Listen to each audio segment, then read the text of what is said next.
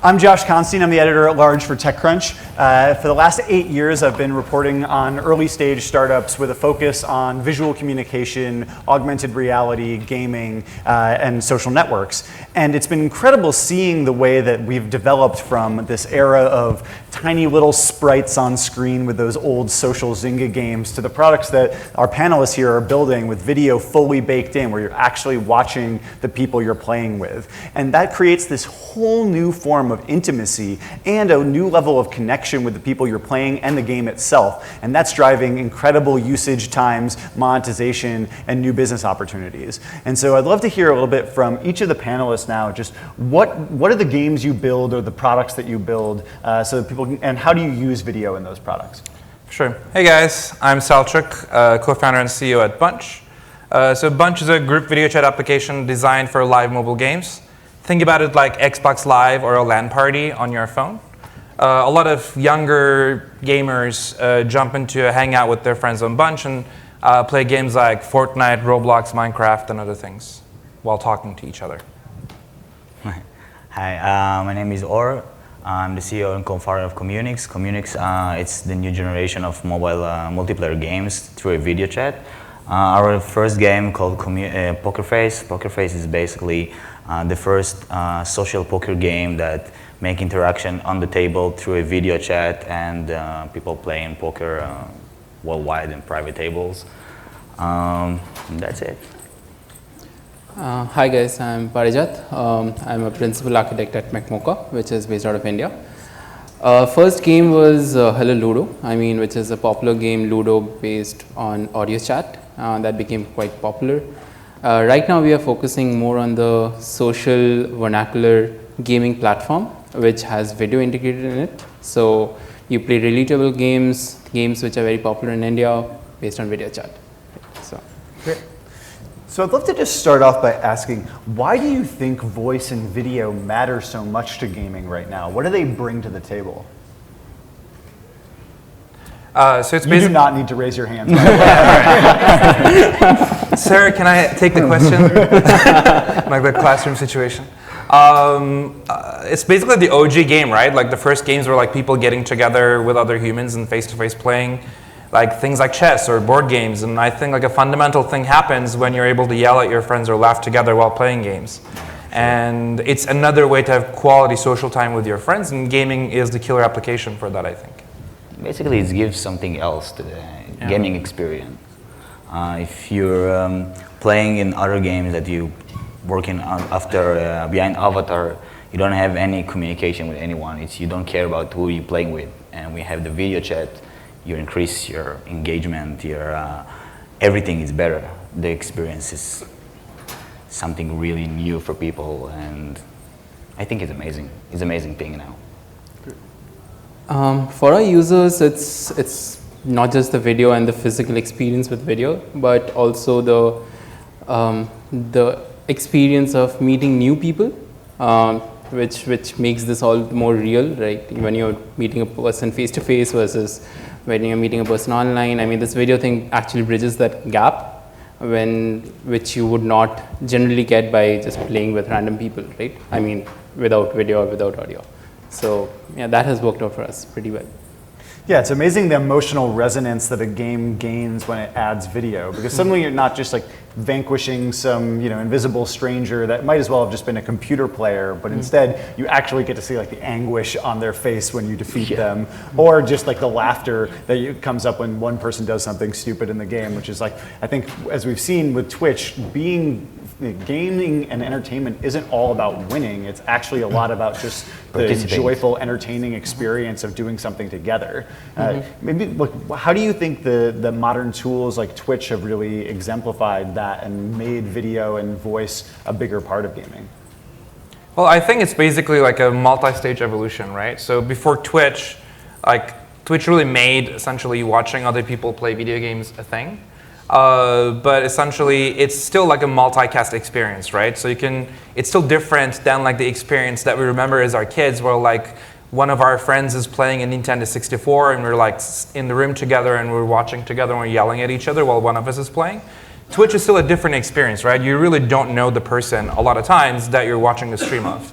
and you can't participate back to that person, you can just comment in. I think a lot of the next stage experiences we're going to see beyond Twitch is where everybody who's participating on that experience can participate at an equilibrium to the person who's hosting.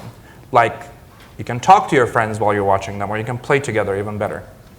Do you mean sort of like Twitch plays Pokemon and things where like the viewers can all interact with the game? If you guys aren't familiar, this thing is kind of what made Twitch super popular, which was a game where somebody set up the original Pokemon game on Twitch, but everybody who was viewing could comment with what they wanted the character to do, like move up, left, down, right, A, B, and they basically just took the consensus of all those players, which meant there was a lot of like running in circles and being completely nonsensical, but then eventually everyone would be trying to cooperate to see, like, can we actually get him across this bridge without falling off of it? And it was an amazing experience that led to millions of people's first experiences with Twitch, and really showed the potential for it to not just be a broadcasting platform, but something interactive as well. Are there other kind of moments like that that have brought us to this modern era of I think like, there's video that. interactive? I think there's that, but also like things that like Squad or other applications are doing where like streaming can also happen privately, right? You don't actually have to watch this person where like with 10,000 other people,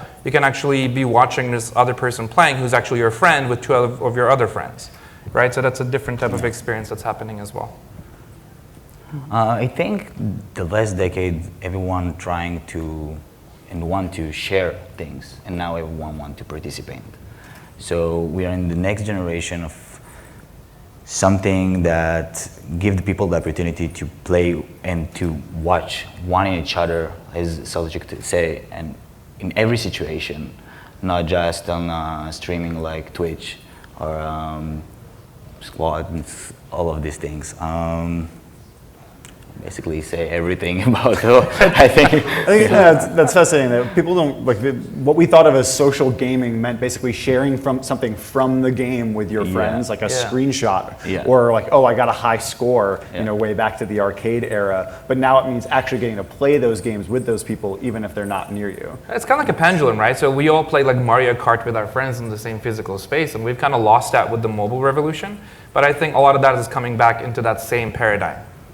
So there is, I think, a fundamental difference between Twitch-like games and probably, just playing a personal video game, right? I mean, with video chat.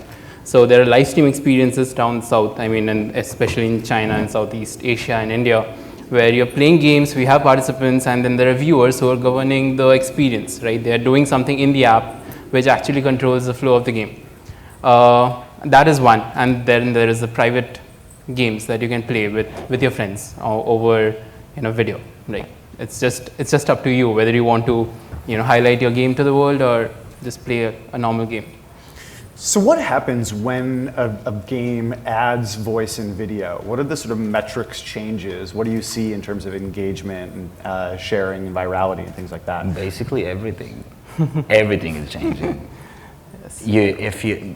I can say that for us, if most of the market, the average spending time a day is around 9 to 12 minutes. In our game, it's around 43 minutes per day. It's crazy. The metrics is going like that. That's for like poker games? Yeah, most of the poker games. I think it's really changed everything. You have a lot of option to monetization. You have a lot of option to. It's more viral because people have something else to do now and something new. It's great. So, what we have seen, we have actually seen that change. We had a game without any chat, like any communication whatsoever. Once we introduced audio, our D7, D30 went up 2 times almost, and once we made that into video, it went further 2 times. So it quadrupled with just introduction of video. Right. So I think it brings a lot of difference in the way people are, and also with video, I think games sometimes you can tend to take also a backseat. The experience of the video itself is so empowering that probably the games can be really casual, where it's just a pretext of playing. Right. Yeah, and I would also kind of expand on the question a little bit that what we found is like video and voice is great while you play the game. But a large part of driving value for the game and the users is what happens before and after the game too, right? Because social isn't just while you play the game.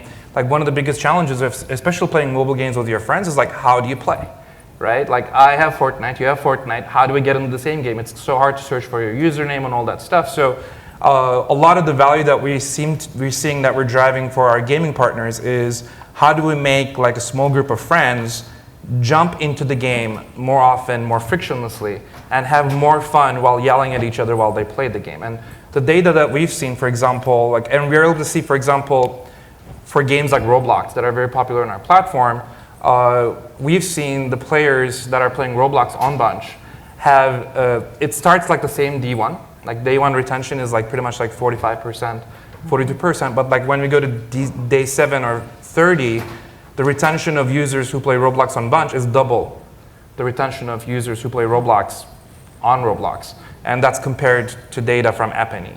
And we see, for example, game duration doubling and things like that. So what are some other games that you think, maybe some of the most popular games in the world, what has been the impact of them evolving to modernize with voice and video? I'm not sure if I understand the question. Like, are there any games that were, maybe doing well, but once they added video or voice, they really took off in a new way? I didn't see it a lot doing that. I think it's just something that's happening, right? And I think we've seen the impact of that like on Discord, on PC, right? A lot of the people who play games like PUBG or Fortnite with their friends play it on things like Discord. And we're basically seeing a similar shift to mobile, where I would say basically an interesting fundamental change that's happening before voice and video on mobile is the paradigm of live gaming, right? Because it doesn't make sense to have voice or video if the game is not a live synchronous game, right? And a lot of the games that we've seen on mobile were like things like Words with Friends, where you basically play by turn.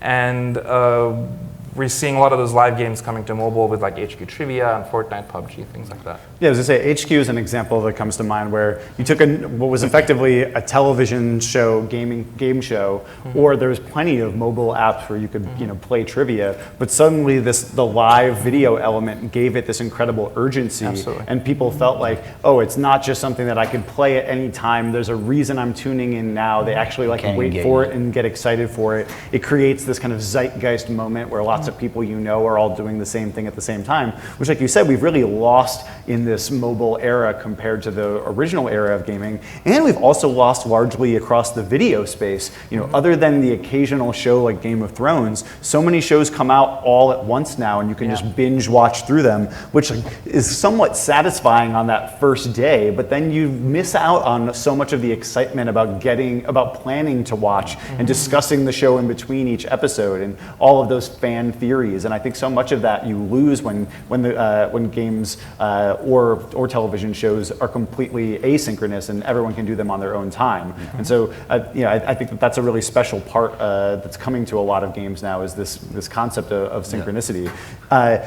So I wanted to ask, what are some of the things that we learned from that first era of social gaming? So you can think back like 10 years ago, Zynga really propagated this idea of casual social gaming where you needed your friends to play. It wasn't just that, oh, it's more fun with them, but you actually gained power-ups in the game and were much more likely to succeed if your friends were there with you. But there was also a lot of spam problems then, lots of spammy invites and a lot of sort of low-quality games that were more about getting you to click and being viral than actually being that much fun. So what did we learn from that era, and what are we trying not to do again in this era of gaming? I think an interesting thing that like Zynga really proved is that it works really well if you have like an established group of friends and you build your game on top of that, right? You don't want to build your social network from scratch with every game, and like people don't want to basically maintain multiple social networks for every game, and Facebook and Zynga really pioneered that model.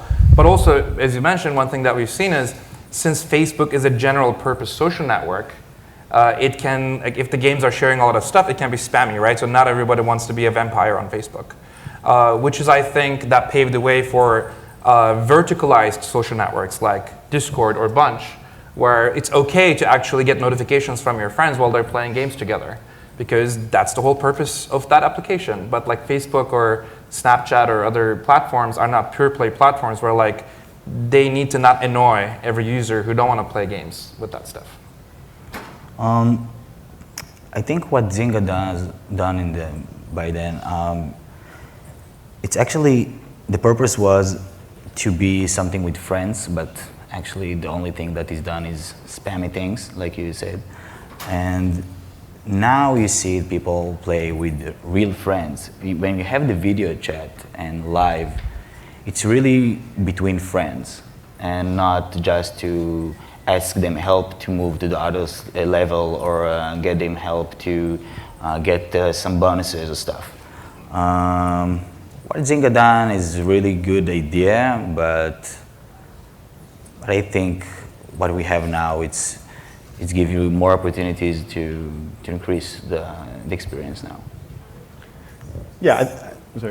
Yeah. I mean, with advent of technology, with advent of things which support people coming on at the same time and playing, I think things have become more and more near real life like. So, I mean, with Zynga, it was an passive social, what we would call, and right now, even with our customers, I mean, with our users, right, we don't see them really relating to that experience, and it's very important for it to be, at live. The live experience is very important for them. I think one of the most fascinating, successful, lucrative, but also a little bit frightening elements that has stayed consistent from the Zynga era until now is how social gaming creates this pressure to show off. And so back in the Zynga days, that meant spending money so you could improve your farm or your cityville or whatever it was to show off how cool and all the cool items that you had bought or earned. And that meant either playing for tons of time or pouring a ton of money into the game. And after a middle era of pay-to-win gaming, now we're moving back into this era where, again, you can pay and it doesn't necessarily help you win, it just helps you show off. And all of the Fortnite skins and characters and items and things that you can buy or in that game, which have no effect on your actual play, but are just to show off to other people, it's become such a massive space, and it's become incredibly lucrative for Epic Games, the maker of Fortnite. Though one of the concerning things is that some people might see this as self-expression. This is a way for people to differentiate themselves, to be themselves, to show off their personality in a game. But on the other side, you have bullying going on people who don't spend money in Fortnite and have like a default skin. Like that being called a default is now actually an insult in high schools. And so if that's something that kids have to worry about, that like, oh, if I haven't earned or bought cool clothes for my Fortnite character, you're gonna get bullied the same way if you wore uncool clothes 20 years ago to high school. And so that's a really worrying trend. Maybe you guys could talk to us a little bit about that self-expression versus showing off and that pressure. Yeah, we really see that working, especially when people are playing this game as kind of like a social experience among like private groups of friends, right? Because I'm matching with a random user on Fortnite or PUBG or Guns of Boom. It doesn't really matter to me like what perks or upgrades that they have on their game, right? It's basically you care about the new Air Jordans that your friend is wearing, right? And we see that becoming an interesting factor, but a problem in private gaming. But again, that's like life, right? So that happens in games and off games, and maybe the problem there is like bullying and not like games shoving stuff off. Yeah, I guess we still kind of like get looked down upon if we don't drive a cool car or wear cool clothes that's today. Like life for you. So that might be, I think a lot of times we have a tendency to blame technology platforms for problems that are kind of inherent in human nature. It's like, no, all humans are vain and desperately want attention. That's not Instagram's fault. And like all humans want to be sensational and get all the like the spotlight on them. And it's not misinformation just on Facebook. That's a thing that's existed forever. But I do think that these gaming platforms can make active decisions about how they police that. And so, I would like to hear a little bit about moderation. So how does Bunch, for instance, offer moderation in conjunction with its video chat tools? And what do you guys do to make sure that people aren't bullying each other or harassing each other in the game, which is opened by this video channel between players, including sometimes strangers? So that's a really good question. And I think we think like a more fundamental social gaming experience happens privately, right? So we think like Discord is awesome. They're doing a really great job. But again, a lot of the people that you connect as gamers on Discord servers are like people you wouldn't become Facebook friends with or Instagram friends with, right? And I think one differentiation of our approach at Bunch from our positioning and our product is that it's more catered to establish like 4 or 5 gamer buddies and just play those games more often with them, right? And when you do that, it becomes less toxic, right? Because if there's like 5 gamer buddies that you always play with and one of them is a jerk, maybe you shouldn't be friends with that person, right? And that basically reduces the amount of moderation requirements. But as we're basically making it easier to find new friends and things like that, there is actually a lot of really cool tools to do that. For example, there is this tool called Comunix that actually lets like folks like us and large game developers kind of have moderation tools out of the box. And there's some cutting edge technology that, for example, does things like video moderation. It's like pretty tough to do still. But if somebody's like saying mean things during a video chat, there is ways to transcribe that information and then like flag that person and stuff. But again, those kind of technologies are like pretty still early stage. Those are really important because for a lot of these smaller gaming companies, they can't invest in the money to build all these moderation tools right out of the box by themselves. And even giant companies like Facebook making billions of dollars in profit per quarter are struggling with moderation when they get to that big of scale. And so more of this sort of safety tech, safety as a service, I think will become popular in the coming years. Another company that does this is called Antitoxin. And I think, what's the name? Is like 2Hat who makes community Yeah, 2Hat is Comunix. Yeah, so those are some programs that I think any developer who's building a game where the real-time, real-life interaction between players should be exploring what are your moderation tools. Like there's like really simple hacks. Like for example, one of the things you can do is like if you don't see a face, don't show video. Yeah, blur it. Blur it. Like so, like there's like really basic things that you can do that can actually create a lot of like value. Yes. But then there's like really high-tech things that you can do where like if somebody's saying mean things on a video chat, flag that person. But also when we talk to like larger game developers too, like things that would be considered mean are different in private games versus public games. Right. Right? Because maybe like if somebody wants to say mean things, but they're just being funny in a private game, that's okay, because like friends joke around and that's fine. But if you're basically doing that in a public game where you don't know the person, that's being a troll. Right? So the context really matters on moderation as well. So this is why you need to trust your users to do that for you, because they know when it's something that it's poison for them or not.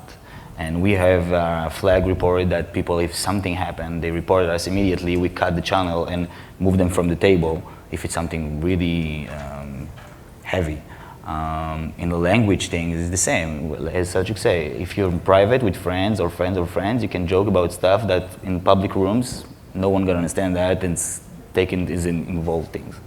Do you ever experience issues where like people maliciously flag each other and say like, oh, I want to kick this person out of this game, so I'm going to get like the other players to flag that person? And that's one of the reasons why like just pure user-based reporting, I think, can fail. Yeah, we have that. We've seen that about user that, that's okay, in poker, if you have a lot of money in the game, you want to take people out of the money, okay, on the table.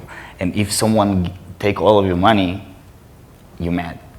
So they started to flag each other. But we monetize that, and we see that let's say if people flag twice or 3 times or 4 times, in a second we say, okay, we have a problem in this room.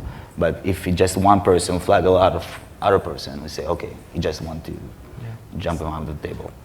Yeah, I mean, we really have to live with that because we have as said, right? I mean, private gaming is different, but when we are pairing with strangers, we really need to take care of moderation. So there are 2 steps to it. One is the preventive step, which you mentioned, where you don't show the video when, let's say, there is not a face inside the video. And then there is the enabling the users to actually report such outcomes, right? So it's a combination of these 2 which actually make the platform safe for the users to consume. Yeah, there's setting expectations too. For example, like you want to make, if the game is like private, but you want to enable friends of friends to join the game. Like the things like you can say like, hey, Alice just joined the room and she's friends with John. Right? Setting the expectations like that also helps because sometimes you're like, okay, this is a private game. Like, who the hell are you? Right? Like these little tiny user experience things. Maybe you don't know this guy. Yeah. What about real identity? Where do you guys sit on that for your games? Because obviously when you have real identity involved, it creates it decentivizes harassment because it's harder to sign up again, and that you're accountable to some degree. Like people could find out who you really are. But that said, you also have the problem on the other side that if somebody has real identity and somebody's harassing you, they could then take that harassment off of the game and chase you down somewhere else. So where do you guys sit on a real name policy regarding your games? And that's something that's not very popular in gaming. So we are basically banned people with not the real name, but we not put the last name, just the private name, the first name, because of what you mentioned. This is why we don't want if someone fighting in the public rooms, they're gonna chase one each other on Facebook or find one each other. But in the other side, we want to keep real. When you talk with someone face to face, you want to know his name. If you don't play the game. If I met you now, okay, your name is Josh. How are you, Josh? But if you say your name is, I don't know, something that you mentioned, it's not how we want it. Yeah, I definitely want to take a stand here and say that I hear a lot in both the gaming industry and the tech industry at large about free speech. And about this concept that we have to provide as free of speech as possible, be as hands-off as possible. And yeah, of course, if somebody's directly harassing someone, or attacking them or threatening them, you might take them down. But if they're just saying hateful things, well, everyone's entitled to their free speech, right? And I just refuse to agree with that. Because when one person is able to say whatever they want and harass other people, what they're doing is they're effectively stealing the opportunity for free speech from that victim. They're shouting them down and they're bullying them till that person is afraid to speak up. And that's not free speech. And so by enabling free speech too openly, you can actually hurt free speech. And that's why I really implore more developers to take a tougher stand on this, because it's not okay to just say the people who are the loudest, who yell the most, should be the ones that we respect or the ones that we allow, even if that means that the quiet people don't complain because they just disappear. That's not good enough. And I really think that gaming developers as a whole should be standing up and saying, we need to protect the underrepresented minorities, the groups that are not as used to playing in these games, not the traditional demographics we associate as gamers, and say we want these people in our industry and we're going to protect them in our games. Yeah, and that comes with anonymity, right? So for example, Discord is an awesome application, but again, part of the reason of bad behavior or bad speech in Discord is the anonymity and the ephemerality of the social network as well. So one really interesting thing that happened this week was that House Party, a game it's basically an app for group video chat where a number of users can all appear on the screen at the same time in little windows. So you might have 8 of your friends all on screen at once video chatting. And over the years, they started to get a little bit into gaming with a heads-up style game where somebody puts a card on their head and everyone else has to try to get them to guess it. And they actually worked with Ellen on that game. But over the years, the group video chat thing, it started to feel more and more like just a feature. It was added by Snapchat and Instagram. House Party had tougher times with downloads, and TechCrunch heard that they had challenges fundraising recently. But then yesterday, they announced that Epic Games, the maker of Fortnite, had acquired House Party. And you might know House Party actually as its old incarnation, Meerkat, which was one of the first live streaming apps that competed with Twitter's Periscope. But now they're going to be owned by Fortnite's owner, Epic, and they're actually going to be allowed to continue operating. They're going to work as sort of an independent subsidiary, and it's giving Epic this really fascinating bridge into social networking. So perhaps that's a way that you could group up with friends and then go over and play Fortnite together. So I'd love to hear just your impression of what does this mean for the industry to have this new acquirer in the social and gaming space, and what is it going to mean for the future of gaming as social networks and game developers merge? When this big company acquire a company like House Party, it's really good for the industry because it's make stamp on our vision as a developers that put the video chat inside our games, that this is going to be the future. When giant company like Epic Games doing that, it's really good for the industry. I really think that House Party can be really good integrate for Fortnite and Epic Games, maybe Unreal. Basically that's it. It's really good in the industry.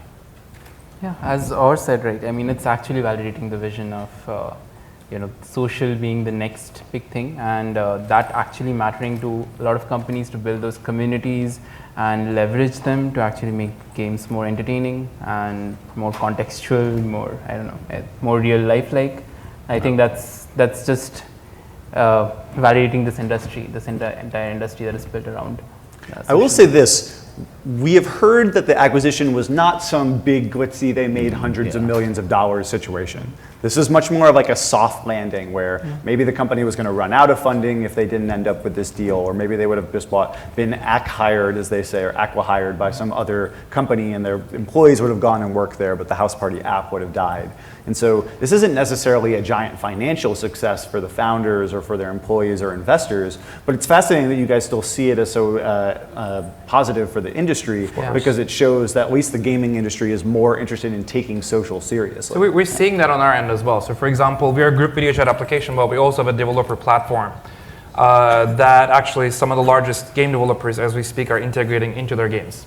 Similar to how Epic is planning to integrate House Party into their game. And that's like what we've been validating the thesis with these like really large developers. And it's another source that validates the thesis that like a lot of gaming is becoming a live social experience, and a pretty awesome solution to make it a better experience to integrate it with an external frictionless chat application. And like Ben and team are awesome. They've made an awesome application, and we're happy that as an early mover in the space, like the thesis is being validated by one of the largest developers in the market. So one thing yeah, I mean, just to add to that, right? I mean, this acquisition is a validation, all right, but when you look at Southeast Asia and China, right? There are apps like Hello and Bigo which far outweigh things like Facebook and Instagram, right? And that itself, I mean, those are video live streaming platforms, right? And that itself gives that validation as to how important video has become, especially down there. I mean, it's just a part of everyone's lives, and everyone is looking for the social interaction through video, right? So acquisition is just a good thing to have, but yeah, I mean, there is a lot of user validation that is there down south. I mean, especially in Southeast Asia, which is actually proving this point. So one of the things when we talk about big players getting into gaming or acquiring companies, you also have this concept of platform risk. This is where you build on somebody else's platform who might not have the same incentives or mission as you do, and they can suddenly change their platform so your application doesn't work, or change their policies to ban you, or they can copy you by building their own product that works just the same way, and suddenly you can find yourself having a lot tougher time growing. And we've seen this repeatedly for people that build applications on Facebook, and repeatedly over the years, Facebook has actually stripped away developer capabilities like the Find Friends API from games or from especially from messaging apps that have tried to use it to help bootstrap their social graph. And now you have Snapchat launching its own gaming platform, and people are building whole games just exclusively for it through their HTML5 platform. But again, you have no idea really, in 2 years, is Snapchat really going to still care about this? If it doesn't make them a lot of money, are they just going to shut this down and leave those developers in the lurch? Or are they actually going to invest in it and find ways to make those developers more money? So I'd love to hear, how do you guys think about assessing platform risk? And especially now that you're becoming the platform, how do you see clients talking to you about what risks they are worried about? So it's important to be an independent player, right? So we're actually like an early entrant independent player in the space. So we've been actually having an easy time working with large developers in the space. And one of the reasons they basically choose to work with us compared to folks like Snapchat or Facebook is that, and like I especially really like what Snap Games is doing. And it basically, I think, a key aspect of social gaming needs to be live. And Snap Games is really doing this like voice chat, like live gaming stuff. But again, still it's a walled garden, right? So if you want to build a game on Facebook or Snapchat, you need to build it on HTML5, and it needs to be served on the Snapchat application or the Facebook application. And one, you have dependence to the platform. The second is a major monetization challenge, because it's almost like a double platform dependency. You depend on Snapchat, who depends on Apple. Right? And Apple would not let Snapchat or Facebook charge in-app purchases or subscriptions while people are playing games. And a large revenue source for a lot of game developers is to basically do in-app purchases while people are playing your games or subscriptions. Because like Apple doesn't want essentially like an intermediary to charge IAPs. So you have to rely on advertising revenue that like Snapchat or Facebook runs and will give you a share. So, and you have to build your game for that platform, which you can't use anywhere. So that's, I think, it's an interesting, awesome distribution opportunity, but comes with business model and platform dependency challenges. I think that you have to stay independent. You need to use and to get the advantage of Facebook or Snapchat for your game, but as a basic line, when user register to your app, it's better for you to take or phone number or email and start to communicate with the user and bring them and to ask them what information you want to share with you, and you need as a developer to do smart things, to how to work with that and how to bring their friends inside and make the matches between them and give them all the friends experience that the social platform give you. And for the future, it's better for you because you don't need anyone for doing things, and you can concern them about if Facebook gonna close API or something. Yeah, but are you on iOS and Android? Yeah. Well, then you are dependent on those platforms, though, right? Yeah, you have to, but because this is this device that people use. Yeah, we're developing our own mobile device. Yeah. I actually talked to a company called Wonder, and they literally were like, "We're gonna make our own gaming phone," and I'm like, "Sure, dude." Good luck. And then like a year later, they're like, "We're actually gonna make a mobile operating system." I was like, "Still, like, thumbs up. I don't really believe you." I think to be stand on Apple and Google, it's one thing, and to stand on Facebook and other guys, it's other thing because they're not sharing the privacy of users, Apple and Google. Yeah. No, with us. I mean, at least if you're building a mobile app, at least build it for both operating systems, right? So you don't only depend on Apple or you don't only depend on Google. Definitely. I think the platforms help with the discoverability, but I mean, obviously if you're a game which is not really known to people, right? For example, poker might be known to people and hence people might just go to Google Play and search, and you can just get off with doing an APK, right, on your own website instead of having it on Google Play. But something like a PUBG is not something, before PUBG was famous, some people would not know about something like a battle royale, right? And hence it helps discoverability, but after a certain point you can actually get to the point where you can host your own APKs. Oh, one thing that we actually started hearing from really large developers is that because of this particular reason, their strategy is cross-platform. Where if they're going to build a mobile game, a lot of times they would build it for PC. Because the App Store is so crowded and like you don't actually have a lot of leverage and distribution and building an audience. So what a lot of these guys' strategy is to build a PC game where you can actually distribute the game more freely outside of the boundaries of the App Store and then use that audience to get a mobile audience, which is that shows the challenges of mobile distribution and platform dependency. So I want to see if there's any questions from the audience for our panelists before we get into some final conclusions. We got one back there. Hello, my name is Alex from Roomful. I want to ask you a question about how do you deal with cognitive dissonance when you merge gaming and social experience like video, let's say conferencing, because in gaming you use usually avatars to represent you. And for example, you have a strong warrior, and then once you see the video chat and you see a little kid of 10 years old, don't you have a cognitive dissonance? And what's the really best practice in the industry to deal with this? Yeah, there's some COPA stuff that you need. For example, we actually think a lot about that, where our application is only allowed for users who are over 13 years old. But like some of the things we're thinking about is like, if it's a very young users, maybe don't ask for their name, or don't show video, only show voice.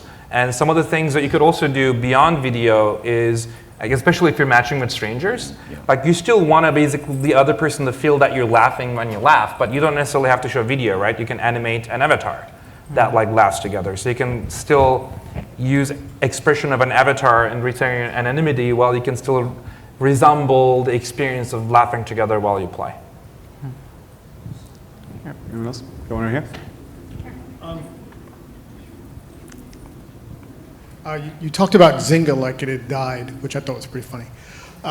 Isn't their market cap like a tenth of what it used to be, and they just sold their office for more than their whole company was worth? Building was more valuable. Right? So yeah, seems like a reasonable assessment. I don't work for Zynga, just I'm sorry. full disclosure. Vendor, love different Zynga. thing. Anyway, but that brings us to the point, so they have a lot of legacy games. So do you think there's a way for legacy games to add a live component? No. Or is it something where you just need to start from scratch? I think for games that already on the market and huge like Zynga games, it's really going to be hard to integrate with something like that. Because you have a lot of challenges that you need to learn before you're doing that. It's not matter how big you are. Sometimes you need to change the concept of the game.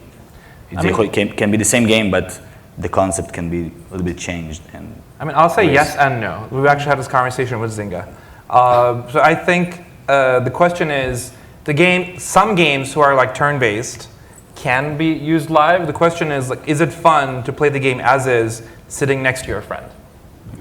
Right? It doesn't need to be designed for live, but even if it's turn-based, like if I can sit next to my friend and play the game and enjoy it, then there's this direct path to make it a live voice video experience. Yeah, because they have poker and you have poker. Yeah. You guys have poker, so I'm sure that's probably one breeding ground where you can actually add live video and make sure that the experience is much more closer to the people's hearts. Because async games, it doesn't make too much of a sense. You will have to change the game mechanic, but there are games like poker which you have, like Texas Poker. No. Great. So to recap some of the top insights from our panel today, social gaming and this face-to-face experience we get through video now, that was the origins of gaming, whether it was chess or cards. But we moved into this era, especially of mobile and video gaming, where even if you played with your friends, there wasn't as much emotional investment because you couldn't really see them with you. And it was tough to meet new people because you were just interacting with them through so much of a technology barrier.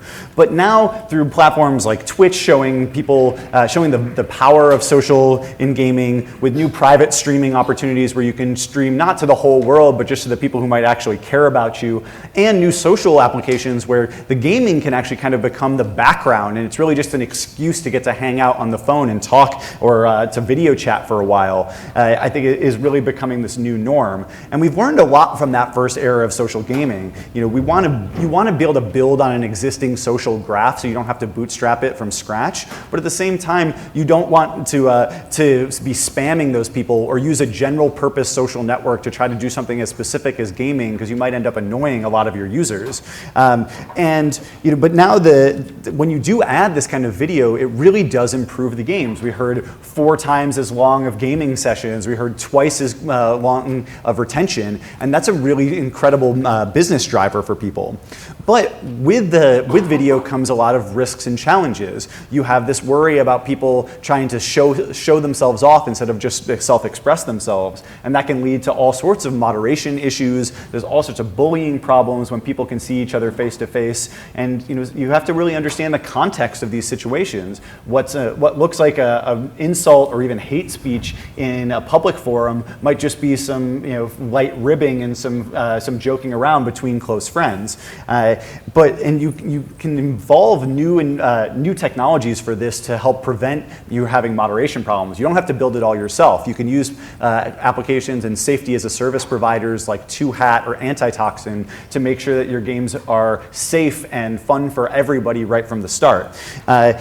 And increasingly, there are new business opportunities for the merger of social and gaming, as we've seen with the acquisition of Epic's Fortnite of House Party.